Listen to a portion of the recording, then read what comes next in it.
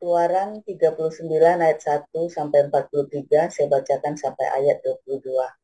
Demikian firman Tuhan.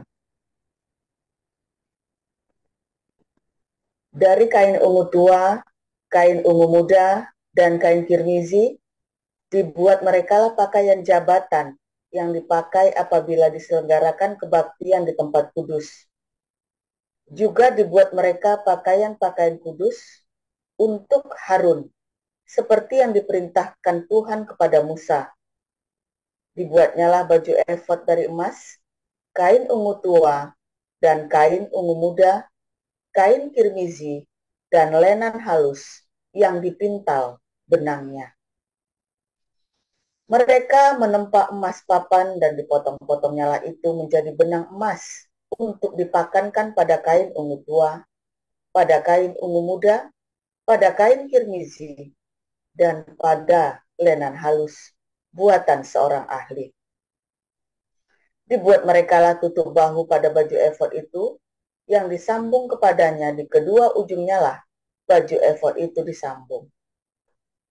Sabuk pengikat yang ada pada baju efod itu adalah seiras dan sama buatannya dengan baju efod itu, yakni dari emas, kain ungu tua, kain ungu muda, kain kirmizi, dan lenan halus yang dipintal benangnya seperti yang diperintahkan Tuhan kepada Musa. Dikerjakan merekalah permata krisopras, yakni dililit dengan ikat emas, diukirkan padanya nama para anak Israel, yang diukirkan seperti matrai. Ditaruhnyalah itu pada kedua tutup bahu baju efod sebagai permata peringatan untuk mengingat orang Israel seperti yang diperintahkan Tuhan kepada Musa. Dibuatnyalah tutup dada buatan seorang ahli. Buatannya sama dengan baju efod, yakni dari emas, kain ungu tua, kain ungu muda, kain kirmizi, dan lenan halus yang dipintal benangnya. 4 persegi dibuatnya itu lipat 2. Dibuat mereka tutup dada itu, sejengkal panjangnya dan sejengkal lebarnya. Ditatah merekalah itu dengan 4 jajar permata. Permata yaspis merah, krisolit, malakit, itulah jajar yang pertama. Jajar yang kedua, permata batu darah, lazurit, yaspis hijau. Jajar yang ketiga, permata ambar, akik, kecubung. Jajar yang keempat, permata piras, permata pirus, krisopras, dan nefrit, dililit dengan ikat emas. Demikianlah permata-permata itu dalam tataannya. Sesuai dengan nama para anak Israel, permata itu adalah 12 banyaknya. Dan pada tiap-tiap permata itu diukirkan seperti matrai nama salah satu suku dari yang ke-12 itu. Juga dibuat merekalah untuk tutup dada itu untai berpilin yang buatannya sebagai tali berjalin dari emas murni. Dibuat merekalah 2 ikat emas dan 2 gelang emas, dan kedua gelang itu dipasang pada kedua ujung tutup dada. Dipasang merekalah kedua untai emas yang berjalin itu pada kedua gelang itu di ujung tutup dada. Kedua ujung lain dari kedua untai berjalin itu dipasang merekalah pada kedua ikat emas itu. Demikianlah dipasang pada tutup bahu baju efod di sebelah depannya. Dibuat merekalah 2 gelang emas dan dibubuh pada kedua ujung tutup dada itu pada pinggirnya yang sebelah dalam yang berhadapan dengan baju efod.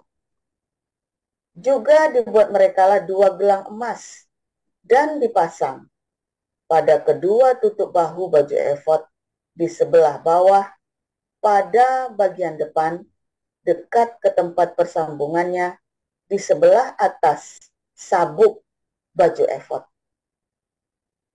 Kemudian diikatkan merekalah tutup dada itu dengan gelangnya kepada gelang baju efod dengan memakai tali ungu tua sehingga tetap di atas sabuk baju efod, dan tutup dada itu tidak dapat bergeser dari baju efod seperti yang diperintahkan Tuhan kepada Musa. Dibuatnyalah gamis baju efod buatan tukang tenun dari kain ungu tua seluruhnya.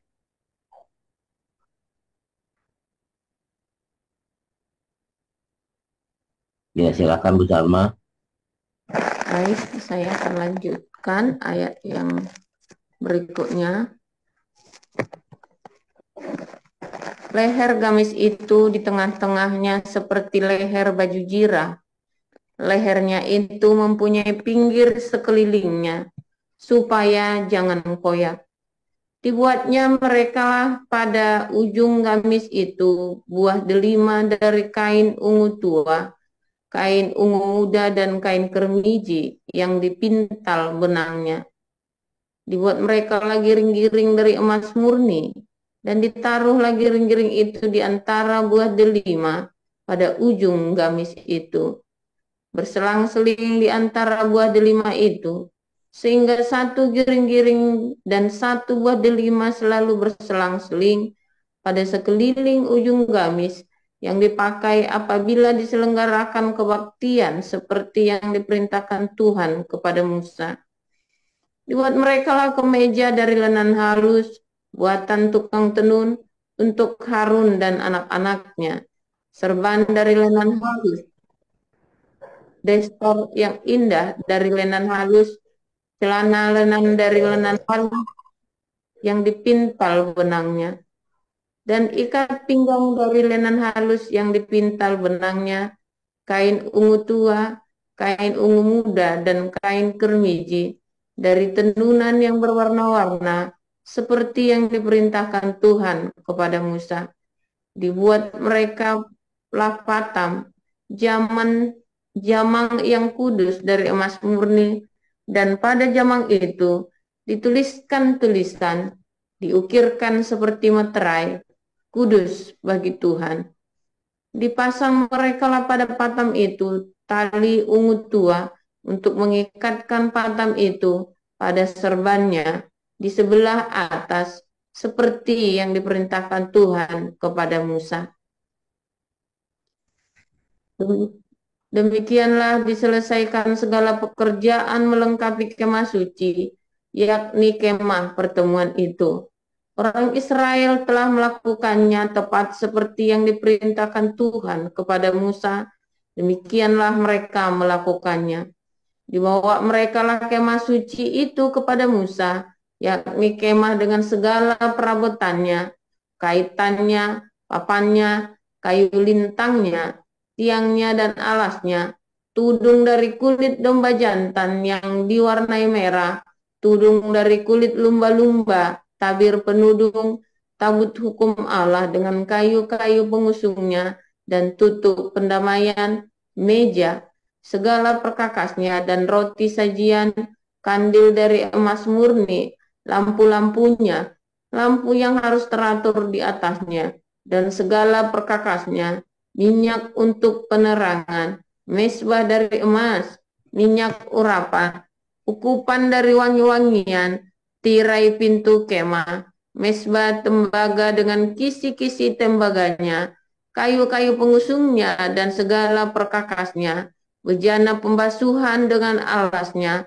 layar pelataran, tiangnya dan alasnya, dan tirai untuk pintu gerbang pelataran, talinya dan patoknya, segala perkakas untuk pekerjaan mendirikan kemah suci, yakni kemah pertemuan itu. Pakaian jabatan yang dipakai apabila diselenggarakan kebaktian di tempat kudus, pakaian kudus untuk Imam Harun, dan pakaian anak-anaknya untuk memegang jabatan imam. tepat seperti yang diperintahkan Tuhan kepada Musa. Demikianlah dilakukan orang Israel, segala pekerjaan melengkapi itu. Dan Musa melihat segala pekerjaan itu, dan sesungguhnya lah mereka telah melakukannya seperti yang diperintahkan Tuhan. Demikianlah mereka melakukannya. Lalu Musa memberkati mereka. Demikian. Ya, ya silakan Muhammad Juni. Baik, Pak Pen. Setelah Yesus selesai berpesan kepada ke-12 muridnya, pergilah ia dari sana untuk mengajar dan memberitakan Injil di dalam kota-kota mereka. Di dalam penjara, Yohanes mendengar tentang pekerjaan Kristus, lalu menyuruh murid-muridnya bertanya kepadanya, "Engkaukah yang akan datang itu, atau haruskah kami menantikan orang lain?" Yesus menjawab mereka, "Pergilah dan katakanlah kepada Yohanes apa yang kamu dengar dan kamu lihat.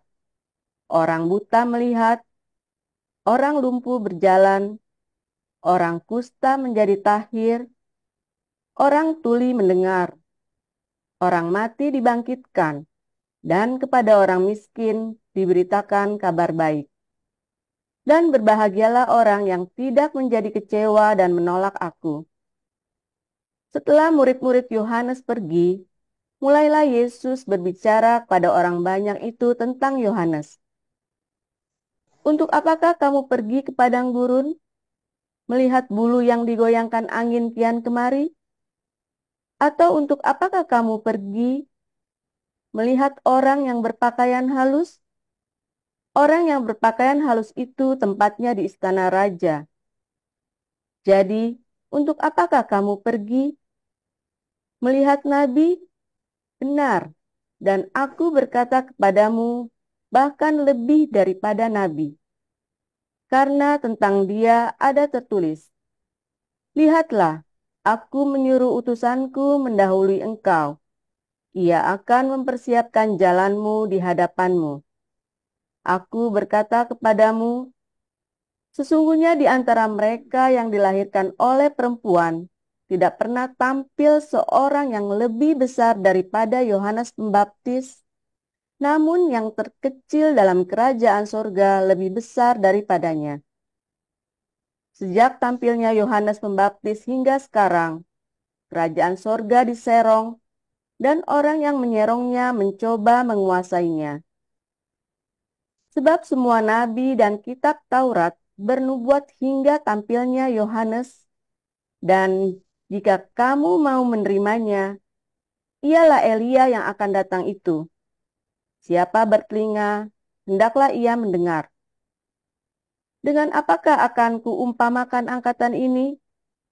Mereka itu seumpama anak-anak yang duduk di pasar dan berseru kepada teman-temannya, 'Kami meniup seruling bagimu, tetapi kamu tidak menari. Kami menyanyikan kidung duka, tetapi kamu tidak berkabung.' Karena Yohanes datang, ia tidak makan dan tidak minum, dan mereka berkata, 'Ia kerasukan setan.'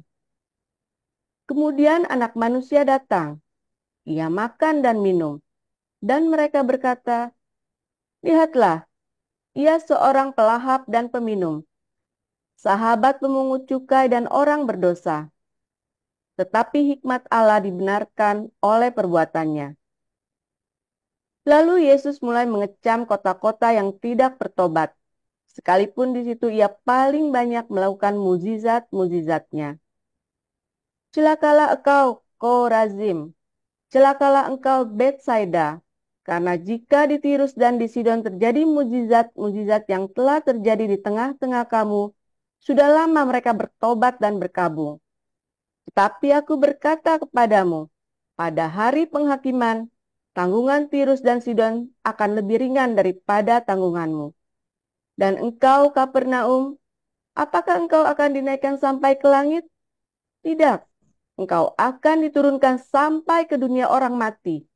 Karena jika di Sodom terjadi mukjizat-mukjizat yang telah terjadi di tengah-tengah kamu, kota itu tentu masih berdiri sampai hari ini. Tetapi aku berkata kepadamu, pada hari penghakiman, tanggungan negeri Sodom akan lebih ringan daripada tanggunganmu. Pada waktu itu berkatalah Yesus, Aku bersyukur kepadamu Bapa, Tuhan langit dan bumi, karena semuanya itu Engkau sembunyikan bagi orang bijak dan orang pandai, tetapi Engkau nyatakan kepada orang kecil. Ya Bapa, itulah yang berkenan kepadamu. Semua telah diserahkan kepadaku oleh Bapakku, dan tidak seorang pun mengenal anak selain Bapa, dan tidak seorang pun mengenal Bapa selain anak, dan orang yang kepadanya anak itu berkenan menyatakannya. Marilah kepadaku, semua yang letih lesu dan berbeban berat, aku akan memberi kelegaan kepadamu. Pikulah kuk yang kupasang, dan belajarlah padaku, karena aku lemah lembut dan rendah hati, dan jiwamu akan mendapat ketenangan. Sebab kuk yang kupasang itu enak dan bebanku pun ringan. Demikian. Terima kasih. Ya, terima kasih untuk para lektor, Ibu Neliana, Ibu Salma, dan Muhammad Juni. Kita akan mendengarkan renungan firman Tuhan yang akan disampaikan oleh Pastor Paul dengan judul Pakaian Imam. Silakan Pastor Paul.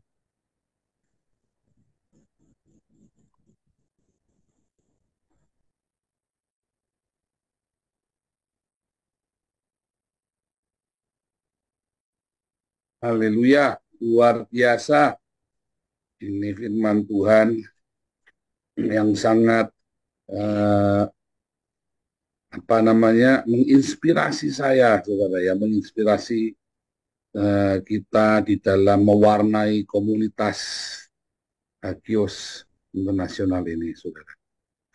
Jadi 3 tahun yang lalu saya dengan Pak HW itu ya sudah berencana mendesain bahwa nanti semua pengurus, semua pelayan Tuhan ya, kalau di Tiberias, di GPPS, di mana kan punya seragam tuh, pakai jas, Tibetan itu ya, pakai jas. Saudara. Tapi nanti di Hagios Internasional kita pakai bulu onta, saudara ya. Kita mau pakai seragam bulu onta. Ya nanti kalau Anda lihat Bu Mantu nanti pakai bulu onta. Ya lihat Pak Stephen pakai bulu onta. Lihat Pak Apeng pakai bulu onta kalau lagi tugas, saudara ya. Setiap hari pakai bulu onta. Kita lagi nyoba ngerancang ya. Cuman sayang kalau bilang bulu onta terus kepala kita ingetnya apa, saudara? Kadrun itu, saudara ya, onta itu ya. Jadi ya kita gagal gak jadi bulu onta. Ya sudahlah, saya pakai kaos hitam saja, saudara. Tadinya saya ngerancang-rancang mau bikin kaos bulu onta, saudara. Apa Pak HW dulu deh ya, 3 tahun yang lalu. Gak jadi ya. Lagian banyak kutunya, saudara, bulu onta. Aduh, ada aja. Saudara, Nabi Elia itu juga pakai bulu onta ya, saudara ya. Dia pakai baju bulu onta, Nabi Elia itu. Itu adalah relatif murah ya, baju yang murah dan praktis, tapi kuat dan memang di padang gurun ya, untuk perjalanan ya, karena di sana dingin, malamnya dingin sekali ya, saudara ya, sehingga membutuhkan jubah bulu onta. Saudara, yang luar biasa, saudara ya, di zaman itu nabi-nabi itu kaya ya, di zaman para raja itu, para nabi itu orang-orang yang ya yang namanya nabi, ya orang datang sana ngasih duit, saudara ya. Kalau di sini orang datang sama nabi masih masalah, saudara. Di komunitas kita ngasih masalah ya, saudara. Ada kalau Jawa itu orang datang ngasih duit sama nabi ya, kayak dukun itu loh, orang pada dukun itu malah lebih dikasih banyak yang ngasih duit sama dukun itu ya. Nah, itu sama. Lucu ya, saudara, memang luar biasa itu zaman itu. Tetapi dari semua nabi-nabi di zaman Perjanjian Lama, ada yang nyentrik itu ya, Nabi Elia. Dia hidupnya sederhana.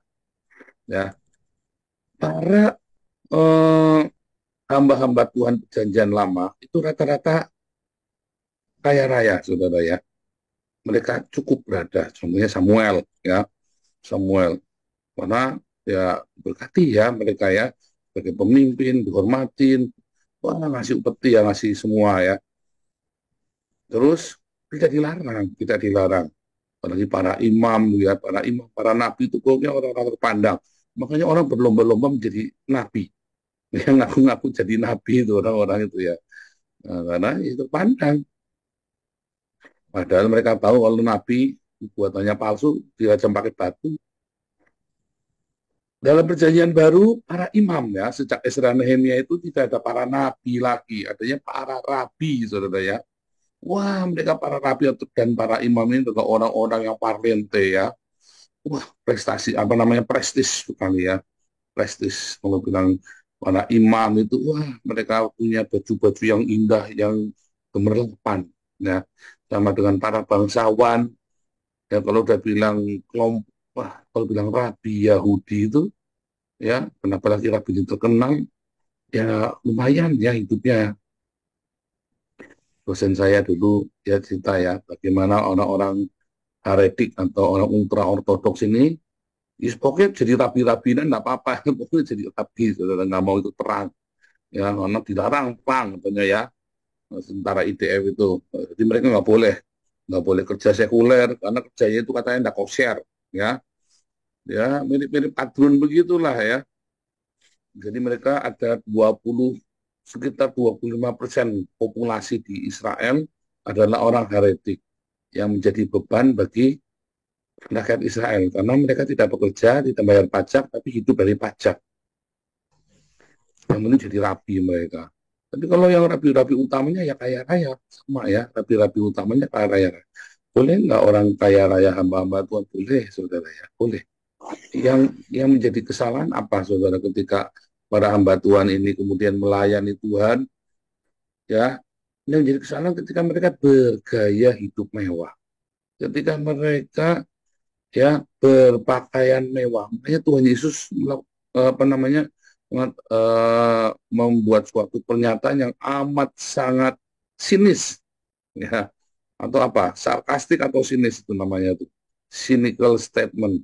Ya kamu mau ngapain di sana? Kepada gurun, mau lihat pakai orang pakai baju mewah, pakai jubah ungu. Oh, tempatnya di istana. Kamu kalau mau lihat kepada gurun, mau lihat apa? Mau lihat orang yang berbaju bulu unta. Yohanes, ya, yang di sini itu lebih dari nabi.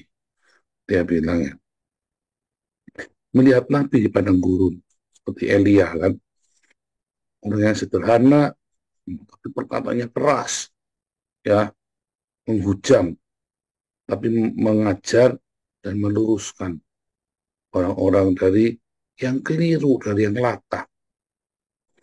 Karena komunitas kita dibangun dengan sebuah kesederhanaan. Saya selalu menekankan supaya Anda walaupun orang kaya sekalipun, hiduplah sederhana. Jangan bergaya hidup mewah. Sekalipun Anda punya uang, sekalipun gajimu gede, sekalipun apa namanya jatah bulananmu masuk dari mana, pokoknya saya nggak ngerti, itu besar sekali dan Anda berhak untuk hidup bermewah-mewah. Tapi saya selalu bilang, bergaya hidup sederhana, bersahaja, sekalipun duitmu banyak. Apalagi kalau Anda seorang full-timer, ya, belajarlah hidup sederhana, bersahaja. Ya, barang bagus tidak selalu mewah. Ya, barang bagus itu tidak selalu mewah. Ya, jadi saudara, komunitas kita mengajarkan bagaimana Anda bisa memadankan diri. Ya, kalau bilang mau ngejar fashion, mau mengejar apa namanya materi itu nggak ada habisnya. Ya, gaya hidup itu nggak ada habisnya. Tetapi ketika Anda memadankan diri, cukup saya mau standar yang ini saja. Tetapkan standar yang umum. Ya, jangan standarmu itu terlalu tinggi sehingga orang yang lain nggak bisa menggapainya. Jangan bangga ketika kamu punya standar high class yang orang lain nggak bisa ikut-ikutan Anda. Kemarin saudara tahu merek Gucci ini lagi jatuh, saudara, merek Gucci ini ya, karena banyak palsunya kan, dan nggak eksklusif lagi. Sekarang ada merek lain yang eksklusif, yang jarang ada palsunya, yang hanya sekali dia produksi hanya 20 set saja, hanya 20 pieces. Sehingga seluruh dunia ya hanya punya 20 pieces, itu nggak ada yang pakai lagi. Ya, Anda kalau lihat orang pakai baju tapak meja, tahu nggak baju tapak meja itu yang warnanya coklat hitam itu, yang kotak-kotak itu. Anda ketemu di mana-mana, bahkan tapak meja saja pakai korden. Sehingga saya sering lihat orang lagi lebar celana pendek, pakai baju, pakai rok, kayak tapak meja itu. Entah kenapa tiba-tiba mungkin orang saking jengkelnya sama Gucci kali ya, apa merek-merek terkenal ya.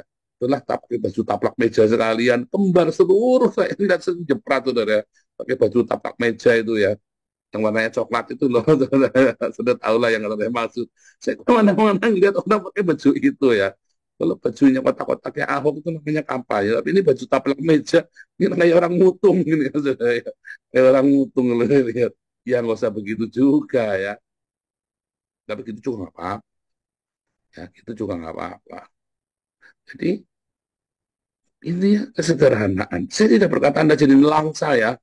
Karena saking sederhananya Anda sampai langsung baju bolong-bolong, ya jangan juga. Yang biasa saja. Cuman jangan menentang standar yang tinggi. Ya, itu harus eksklusif bajunya ya. Mereknya LV yang cuma 20 pieces. Saya kalau pakai mobil di Indonesia produksinya cuma 2. Oh ya jangan, saudara. Kenapa? Ya, Anda memberatkan hidupmu sendiri, bikin susah hidupmu sendiri. Sekaya apapun, hiduplah sederhana. Ya, sekaya apapun, ya, hiduplah di dalam kerendahan hati. Karena ada yang bisa kamu pilih dengan segala kemewahanmu itu. Dan ketika hatimu terbiasa untuk menyederhanakan, untuk mengatakan cukup, bukan pelit ya, cukup, saya mau standarnya segini saja. Ya, kamu nanti tenang, hatimu tuh nggak pengen ngejar gitu ya. Waduh, jangankan Anda yang gajinya 1 miliar sebulan. Kadang-kadang orang gaji cuma 1 juta sebulan aja, pengennya ngejar yang aneh-aneh. Ya, gaji saya ngalamin, saya juga kepengen dulu ya, saya ngalamin. Tapi setelah saya sudah umur tahun 2014 ya, 10 tahun yang lalu saya masuk umur 40-an itu ya, saya baru mengalami pemulihan dari Tuhan. Terus saya mulai menyadari ya, wah, paling enak itu hidup sederhana ternyata ya. Sehingga saya selalu ngajari sama anak saya, lebih enak kamu punya uang di bank daripada kamu pakai barang mewah nggak punya uang. Ya, saudara, ada yang pernah ngalamin nggak punya mobil mewah tapi nggak punya uang buat beli bensin? Ya, mobilmu mewah tapi nggak ada uang buat beli bensin ya. Ya sampai kalau ada orang mau numpang suruh bayar. Kalau orang Tegal bilang nyetil itu, nyetil amat ini orang. Ya, orang yang mobil mewah tapi orang mau numpang mobilnya dia suruh bayar. Ngalamin gitu nggak? Itu temennya anak ya begitu ya. Naik mobilnya dia aku tuh bayar. Saya sampai ketawa. Iya. Ya, emang kalau orang naik mobil saya nggak pernah bayar. Iya, dia punya mobil mewah nggak bisa beli bensinnya. Kadang-kadang ya Anda ini ada aja. Ya gaya hidupmu melampaui. Ya, makanya orang kaya saja kita lagi tegur. Jangan bergaya hidup mewah, apalagi pendeta hamba Tuhan. Pakai jam tangan Rolex, saudara ya. Anda kalau ngasih tangan saya jam tangan Rolex tak jual, saudara ya. Janjian ya. Ini kalau ada yang ngasih saya jam Rolex, Bu Sarma ngasih saya jam Rolex, tak jual. Janjian nih saudara, serius saudara ya, tak jual. Dalam hati Bu Salma, bundunmu ya Rolex, mendingan tak pakai sendiri. Ngasih bapak, ngarep lagi. Ya, tapi saya lagi cerita nggak pakai.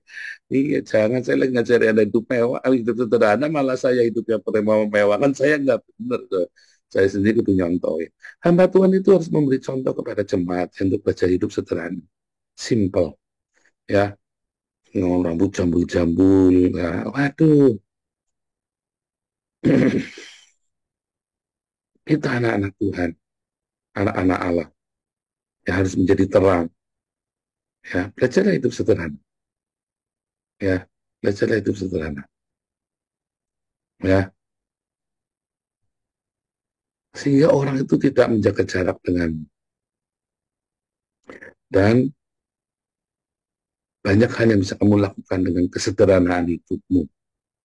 Banyak hal yang bisa kamu lakukan dari mulai ringan. Jadi kamu nggak akan diukur sama orang. Orang menghina kamu, ya kamu takarannya, kamu kasih standar. Mau kamu gajinya 10 miliar sebulan, kamu punya standar. Ya, yang soal tidak high, biasa saja seperti rakyat jelata. Nggak usah high. Kamu kira orang-orang jajah itu enak, saudara. Mereka dikejar dengan tren, dikejar dengan, nah, saya lihat banyak orang-orang yang hidupnya simpel, enak. Dia punya, ya itu orang kaya. Saya dulu banyak punya sahabat ya, yang benar-benar konglomerat ya. Tapi hidupnya simpel sekali, sederhana sekali. Bukan bukan rapi, rapi, tapi sederhana. Ya, rapi tapi sederhana. Ya, tidak perlu, ya hamba, saya sendiri banyak belajar dari hamba Tuhan yang kaya raya, tapi hidupnya sederhana dan tidak suka pamer. Jam tangannya cuma pakai Seiko saja. Pakai Seiko jam tangannya.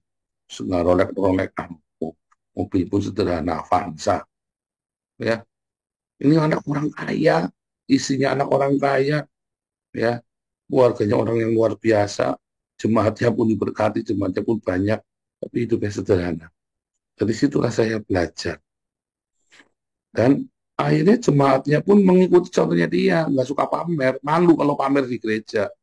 Nah, makanya di kita ini, komunitas kita, saya sedang mengajarkan Anda untuk pakai bulu onta, saudara, kemana-mana. Jadi Anda nggak bisa pamer malu. Ya, aku semua, nanti saya mau bikin radikal ya, saudara ya. Kalau Anda pakai bulu onta masuk neraka nanti ya. Aduh, nggak tahu bulu ontanya di merek ya, saudara ya. Louis Vuitton, saudara, wah, repot, saudara. Aduh, maksud saya adalah hidup sederhana, ringan. Kamu nggak diukur orang, kamu juga nggak langsung kejar, kudu update. Kalau nggak malu, biasa aja. Sekali-kali ketinggalan ya nggak apa-apa, nggak usah mikir. Mau belajar, hidup di situ, ya. Orang juga nggak menilai, orang juga nggak menjudging kamu dengan kesederhanaan kamu. Orang mungkin kalau udah ngerti dia bisa ngukur kamu, ya biarin saja. Ya, kan Anda orang yang berkualitas, nggak perlu dipikir. Saya mah biar pakai apa juga ganteng, nggak perlu pikir, ya nggak pusing. Serius, saya dari SMA mau pakai apa? Biar apa? Tapi kan kalau orang yang rapi, rapi itu tidak selalu mahal, ya.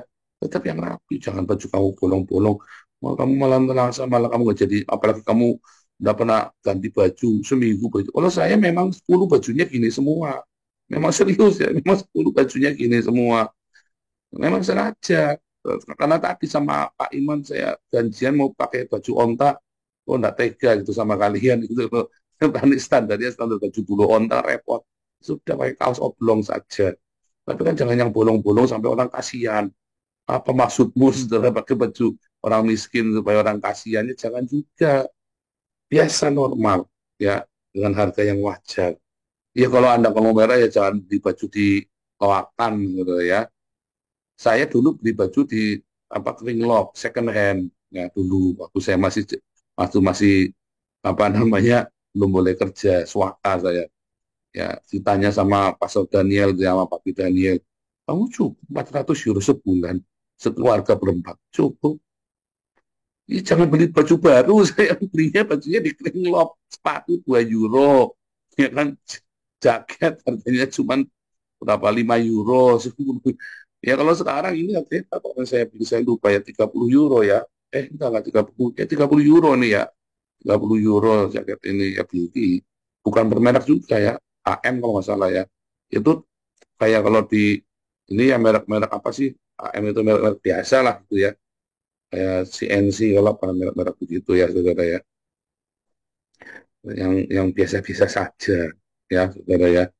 Nggak usah yang enak, hidup ringan. Ya nggak usah nelangsa juga, yang biasa. Tapi kan ada, saya nggak tahu, ada jaket-jaket beginian sampai harga ini ya, sampai harga 300-400, ngapain? Mau gara-gara ada mereknya LV, terus apa? Cuma gara-gara ada mereknya, biasa saja hidupmu, sama ya. Tapi kalau hatimu terpancar kasih Tuhan Yesus dari hatimu, ya, dari otakmu terpancar kebajikan dan kebijakan, penuh dengan hikmat. Kenapa? Karena kamu tahu mengapa kamu berpakaian sederhana, mengapa kamu tidak berkepang-kepang, itu kata Paulus ya. Mengapa kamu perhiasannya adalah hatimu, saudara. Perbuatan baikmu lah yang menjadi perhiasan bagi kita. Yang menjadi atribut keimaman kita adalah diakonia kita. Yang menjadi atribut keimaman kita adalah kekudusan hidup kita. Enak, saudara ya. Adalah kerendah hatian. Aduh, itu cantik yang keluar dari hidup kita. Ada kecantikan yang keluar, saudara. Ya, itu benar-benar ya. Itu benar-benar. Saya waktu melihat anak pertama kali, itu keluarganya itu sederhana ya. Itu yang nggak diajari itu mewah sama ya sama ibunya itu. Mertua saya umum itu sederhana. Rapi, ya, tapi sederhana. Nggak perlu sampai harga muluk-muluk mahal-mahal. Ya, dari kesederhanaan itu, jadi orang nggak minder juga sama kamu. Kamu tidak menimbulkan dosa buat orang lain. Orang kamu bersama dengan kamu, orang itu tenang, merasa diterima. Sehingga kamu bisa memberitakan Injil sama dia. Kalau kamu sudah pakai mentereng dulu, kalau orang mau deket-deket. Wah, tapi kan urapannya berasa, apa itu pendeta-pendeta yang pakai bajunya LV yang pakainya itu, wow. Ya, urapannya kan berasa. Jangankan urapannya, parfumnya saja dari jauh itu, dari jarak 100 meter, udah bisa bikin orang jeblak, saudara. Ya kan itu pendeta-pendeta begitu porsinya taruh di depan pintu gereja, juga kamu keluar dari pintu, wah, pintunya mukanya ke atas, saudara ya. Wih, terus Anda turun, baru Anda menjejakkan sepatunya aja, orang yang lihat sepatunya udah tumbang, saudara. Udah tumbang. Anda jalan begitu masuk pintu gereja, pintu gerbang, ya, gerbang yang indah itu ya. Satu gereja penuh dengan minyak wangi, saudara ya. Oh, rapanya biasa sekali, saudara ya. Kalau saya pakainya apa itu minyak wanginya itu, semprotannya pakai Gatsby saya, saudara ya. 50.000 perak dakin, saudara, Blutex, saudara ya. Aduh, yang sederhana saja ya, saudara ya. Tapi jangan pakai minyak sinyong-nyong, pakai PPO, jangan pakai PPO juga ya. Yang sederhana, urapan hidupmu ya, kekudusan hidupmu tidak dipengaruhi dengan penampilan. Nah, ya, kalau urapan itu masih dipengaruhi dengan penampilanmu, itulah delusi agama. Ya, itulah delusi agama.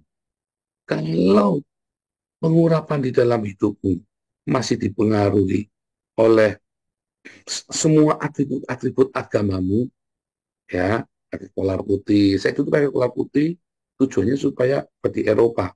Oh, ada pendeta ya di Eropa. Gitu ya, saudara. Tapi dalam penginjilan, kalau di dalam keseharian untuk mendidik komunitas kita, ya, saya selalu mengusahakan pakai pakaian biasa supaya Anda jangan terjebak di dalam atribut.